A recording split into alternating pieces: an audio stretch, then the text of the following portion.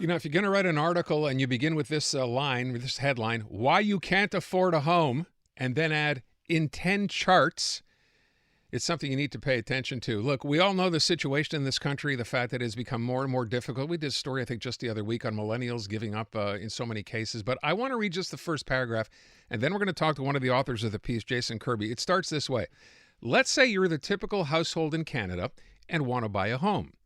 You earn the median household income of roughly $85,000 a year before tax, and you're looking to purchase an $800,000 home, a standard national price of late. After years of hard work and financial prudence, you managed to save enough cash for a 20% down payment. Mission accomplished, right? Not even close. Okay?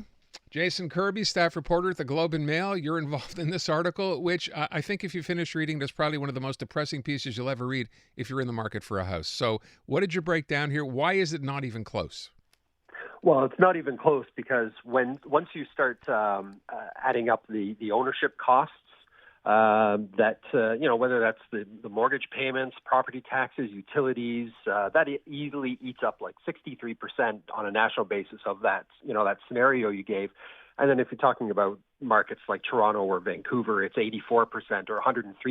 And so, there's not a bank out there that would lend to someone on those terms. It basically just means that for a large number of hopeful homeowners, they're being shut out of the market. And unless you happen to have parents who can provide you a sizable down payment, you might be in trouble. So you mentioned as well in the article, first of all, that those are the highest costs. These costs are the highest that RBC, right, you check with them, have ever observed, as in ever, right, number one.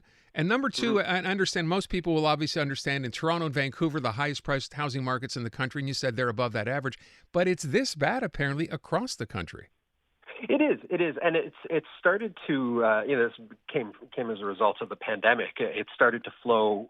The affordability crisis kind of mushroomed out of the bigger cities into the surrounding areas and different parts of the country. So a little town like Tillsonburg, Ontario, very small place, saw its home prices more than double in the span of like 2 years. Up 90% in Moncton, up 70% in Halifax. And so a lot of parts of the country where there were a chance of buying a home at one point, that's just not possible anymore. I hate to ask a simplistic question like why, what happened here? So obviously the pandemic had a lot to do with it.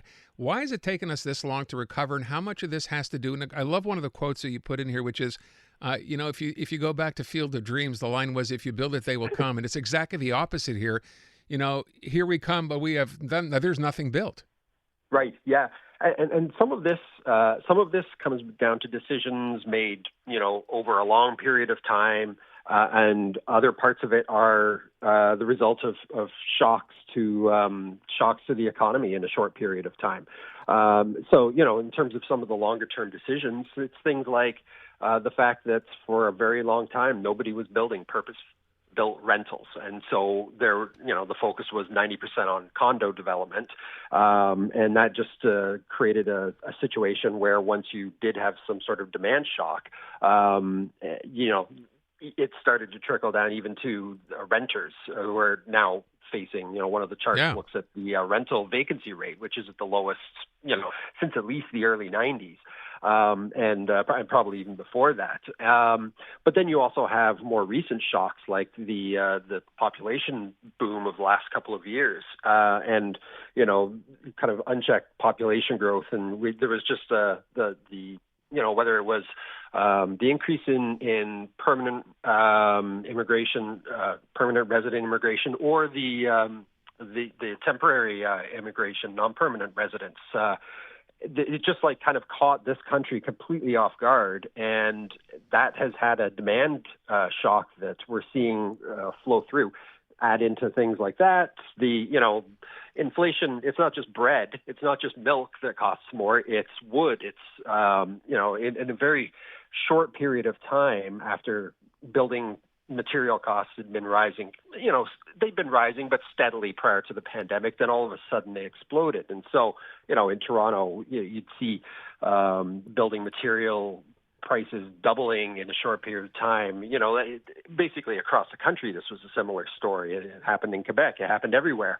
Glass, metal, lumber, all of these things became very, very expensive. You then add in the difficulties of finding workers to build properties. You add in on top of that how long it takes to get approvals to build high-density units. And even once you get approval to build it, how long it takes to actually construct it. All of these things have been rising, as the charts show. And they all kind of create a scenario where at a time where we need a lot of supply of housing, we're not getting it, or it's taking longer and it's costing a lot more to get it. And so it creates this, all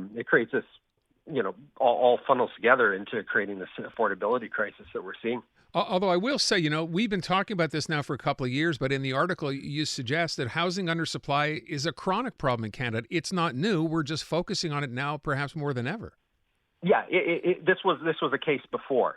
We did not have, like I said earlier, rental investment in rental properties, construction of new rentals. That became something that completely dropped off the market. Nobody was building rentals.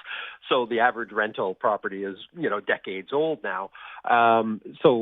And that has an effect, because once you've then driven up the cost of renting, well, then somebody's going to say, well, there's no point in renting, I'll buy. And then you're adding that into the demand on the housing, and people get more stretched and they take on bigger debt. And then, of course, interest rates rose once we had inflation, and then that just added, yet another layer on top of this. So this was something that had been building for a long time, and then all of a sudden it became a crisis. It was a crisis before, but it really intensified in a very short period of time, and it's become a very political hot potato, and we're starting to see some changes, at the federal level with immigration decisions that they're making to kind of take the foot off the gas on that demand side of immigration, but it's still unlikely to have it's not going to solve this problem overnight. By the way, I'm sorry. I just want to go to one thing you do mention here, because I know there are people who have said, when we've talked about this in the past, a lot of this has to do with greed by developers, greed by people who own, even individuals who own buildings. But you point out in the story, and correct me if I'm wrong, that's not in fact the case, right? Because as you just outlined, everything costs more, even for those people who are building these homes and building these units. Yeah, I mean, nobody's going to build a property and take a loss on it. And they're going to be paying for not only the supplies. Wages are rising very fast, have risen very fast in construction. So you've got that. All of these things kind of conspiring to drive up costs. So you can blame greed, but at the end of the day,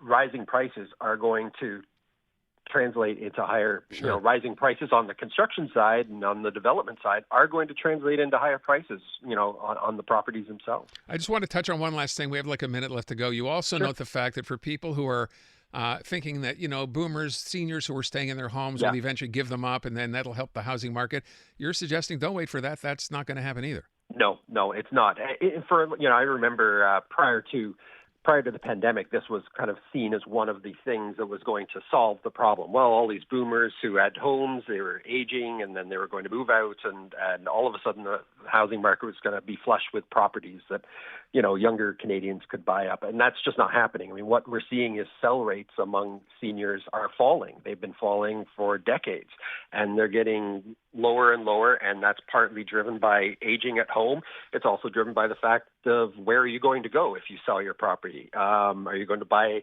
another place that's as expensive or more expensive? So it's, people are kind of trapped to a certain extent. So it's partly by the decision a lot more seniors are making about aging a home, but it's also just driven by the fact that, they're kind of handcuffed in some ways.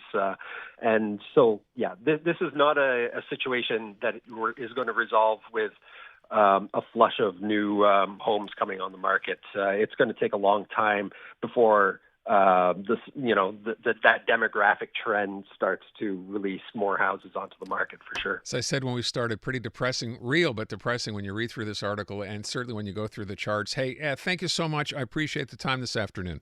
Thanks for having me on. You bet. So if you want to read it, it's in the Globe and Mail. That's Jason Kirby. He's one of 3 staff writers on this story about the unaffordability of homes in Canada. It's quite the eye-opener.